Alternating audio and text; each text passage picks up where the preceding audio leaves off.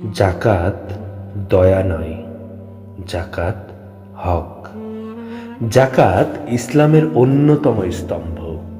এটি কোনো দান নয়, কোনো অনুগ্রহ নয়। এটি এমন একটি অধিকার যা আল্লাহ ধনীদের সম্পদের মধ্যে গরিবদের জন্য নির্ধারণ করে দিয়েছেন।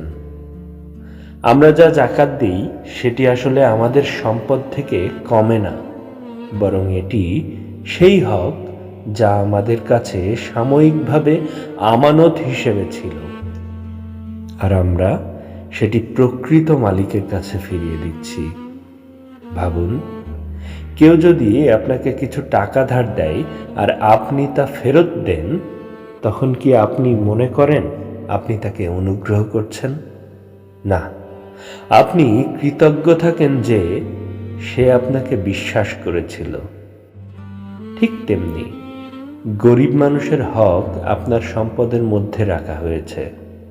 এটি ফিরিয়ে দেওয়া আপনার দায়িত্ব, আপনার ইবাদত, আপনার মুক্তির পথ।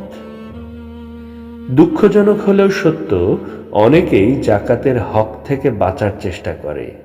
কেউ পোশাক, কেউ খাবার, কেউ ঔষধ দিয়ে মনে করেন দায়িত্ব শেষ। কিন্তু জাকাত এমন একটি হক যা শরীয়তের বিধান অনুযায়ী সঠিকভাবে আদায় করতে হয়। এটি কোনো চালাকি বা হিসেবের খেলা নয়, এটি আল্লাহর সাথে আপনার সরাসরি একটি চুক্তি।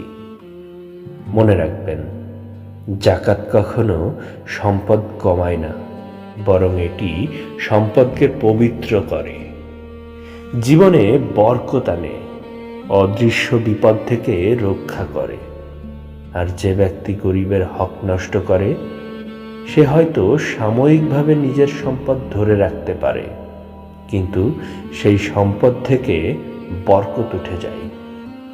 অজান্তেই ক্ষতি আসে, কখনো ব্যবসায়, কখনো স্বাস্থ্যে, কখনো পরিবারের শান্তিতে।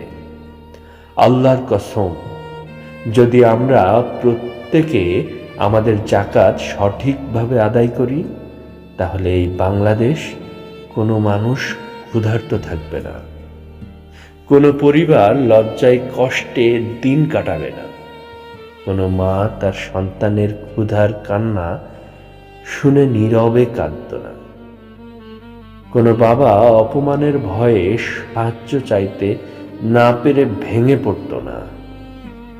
জাকাত শুধু একজন মানুষকে সাহায্য করে না, এটি একটি জাতিকে শক্তিশালী করে, একটি সমাজকে সম্মান দেয়, একটি হৃদয়কে শান্তি দেয়। জাকাত দিন এমনভাবে যেন আপনি আল্লাহর সামনে আপনার আমানত ফিরিয়ে দিচ্ছেন। দিন এমনভাবে যেন আপনার হৃদয় কাঁপে কৃতজ্ঞতায়। দিন এমনভাবে যেন আপনার সম্পদ শুধু আপনার নয়, এটি আল্লাহর দেওয়া একটি দায়িত্ব।